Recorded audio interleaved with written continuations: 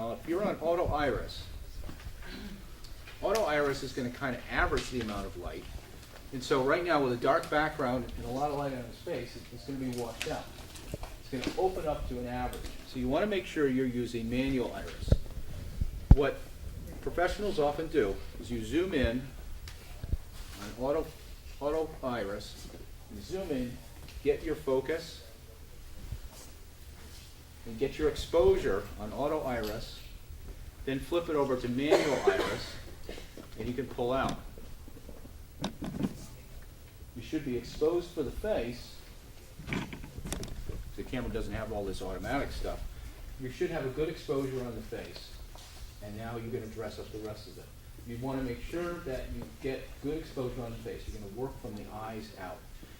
And so speaking of eyes, some people have recessed eyes, some people wear glasses and all kinds of things. A quick rule of thumb, you're going to take your total light, which is basically all this is. This is simply a total light in here, in this little chimera shroud to give it a little bit more soft light, billowy. You want no hard shadows.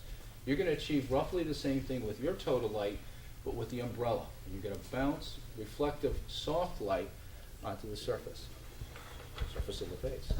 Quick rule of thumb. You want to make sure that there's a line between the interviewer and interviewee. They're going to maintain eye contact. There should be a line between the two of them. You want to put your camera roughly along that same sight plane. Not too high, not too low. You don't want to be like looking up at somebody or looking down, because there's a whole psychology to that. You want to be along the same sight plane. And you want to tuck in pretty much as close as you can. Because when the interviewee is making eye contact with the interviewer, you're going to be close in. Now you want to move your light. If the light is directly over the camera, there's going to be no shadows. You create shadows. Each degree off axis, this being 0, each degree off axis is going to create more modeling. See by the side of the face there? So if you've got an older person and you want them to look soft, closer. Marlboro Man, bring it farther away. I found that if you come in and set the light about 1 foot above the camera and 1 foot off to the left of the camera, realizing that if his eye contact is over there, this side of his face is the one that's going to be facing the camera. I like to put the light covering the maximum amount of the face so that you have some shadow going over to the other side. So when you come in, set up your line of sight between your interviewer and interviewee. Get that eye line. That's your first step. Second step, you get your camera placed so that you have reasonably good eye contact, even if they maintain eye contact only with each other. Camera roughly the same eye plane and just a little bit off to the side. Either side, but realize your camera operator's going to be over here, so you probably have the camera interviewer there and here. Third, you put up the light, start out 1 foot or so over, 1 foot up. That'll give you enough light even for the beadiest-eyed person. If you have somebody with glasses, that's also going to go straight in, because the glasses are going to reflect light. Light comes here, right into the camera. So something like this, even with glasses, you probably won't have a big reflection. See? This is the rule of thumb. If you do this, you're starting out with something that you can use.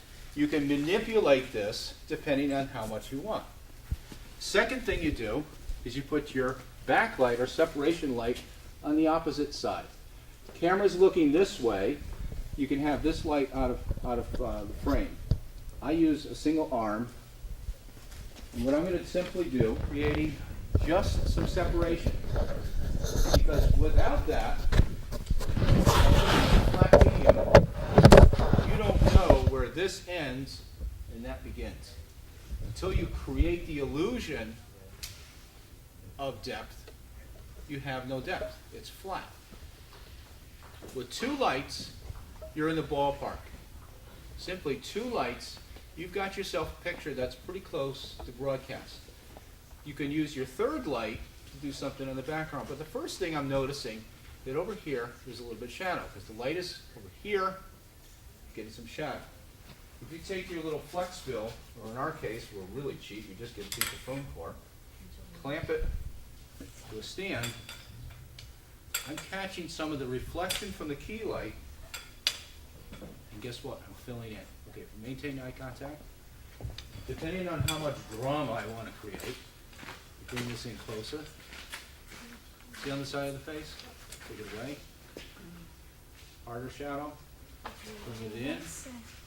Softening it.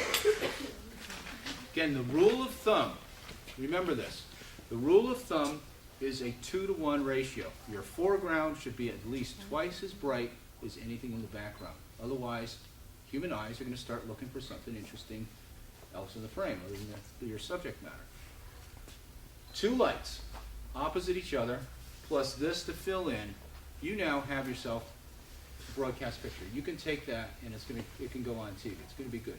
By the way, try and make sure it's focused. Now you can spend your time getting sound. But let's say you want to do something a little bit more interesting. Take your Omni light. By the way, I notice a lot of your Omni lights have a screen in here. Does anybody know the difference between a screen and some of those gels that you put over it? What the effect difference is? The screen cuts down your light exactly 50%, but it does not soften the light. So you're going to still have a hard shadow. Those gels that you could put in front of it cut down your light maybe 50%, but they diffuse the light, just like this light here. This light has a big, watch your eyes, I'm going to spin this around. See, this has a diffuser on here. That's diffusing the light, and it's making it nice and soft, so there's not any hard shadows. Watch the difference here. Don't look at the light here for a second. Very polite to have your hand here so you block it. Look at the hard shadows. Create some hard shadows. No matter how soft or far back you go, you're still going to create a hard shadow. See that? So I can see it also in the door there. So you don't use the Omni light for your key light unless you're going to really diffuse it down. What you can do, you close the barn doors, and you can do like a slash wall. Or if, let's say you got a bookcase, you put it like that up some bookcases, or highlight something in the background. You can't quite see what I'm doing here.